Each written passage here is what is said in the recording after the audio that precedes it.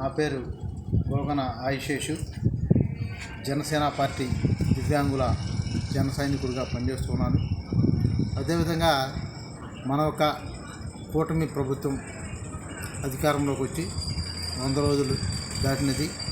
ఈ 100 రోజుల్లో రాష్ట్రంలో ఎక్కడి జరగనట్లుగా మరి బాపట్ల నియోజకవర్గంలోనే బాపట్ల పట్టణంలోనే పట్టణ అధ్యక్షుడు శ్రీ వెల్లపాల శ్రీనివాసరావు గారు మరి అనేక విధాలుగా కూడా ఆయన ఒక దోపిడీలు ఎక్కువైపోయినాయి.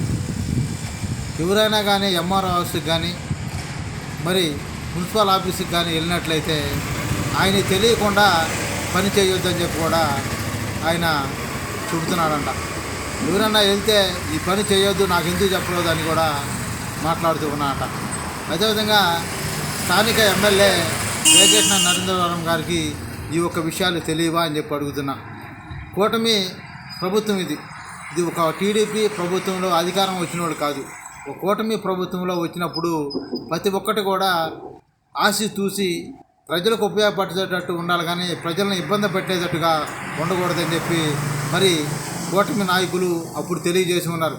అయినా కూడా స్థానికంగా ఉన్న బాపట్లో ఎమ్మెల్యే గారు కానీ టీడీపీ కార్యకర్తలు మరి టౌన్ అధ్యక్షులు గారు వీరొక ఒంటెద్దు పోకడి పోతూ ఉన్నారు. పోలీస్ స్టేషన్లలో కానీ మరి ప్రభుత్వ కార్యాలయాల్లో కానీ వీరొక ఒంటెద్దు పోకడి మరి ఎక్కువైపోతూ ఉంది.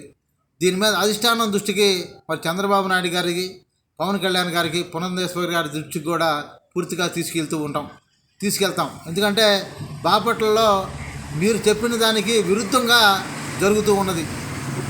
మరి ఇసుక ట్రాక్టర్లు ఉన్నాయి, ఇసుక ట్రాక్టర్లు పట్టేసుకుంటున్నారు.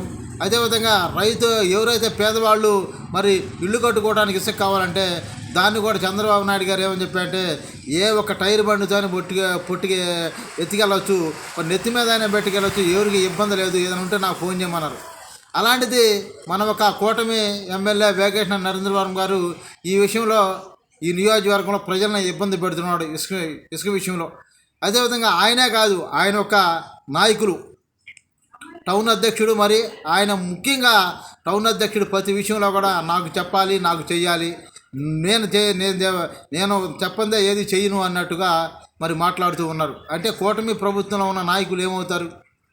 పోలీస్ స్టేషన్లో కూడా మీ యొక్క అవ్వాన్ని సాగేయటం ఇది మంచి పద్ధతి కాదని చెప్పి ఎమ్మెల్యే గారు దీని మీద దృష్టి పెట్టి ఈ యొక్క తప్పుని సరిచేయాలని చెప్పి కూడా మా ఒక కూటమి ప్రభుత్వాన్ని, కూటమిలో ఉన్న జనసేన పార్టీ వికలాంగుల నాయకుడిగా నేను మరి స్థానిక ఎమ్మెల్యే వేగేశ్న నరేంద్రవరం గారికి తెలియజేస్తూ ఉన్నా.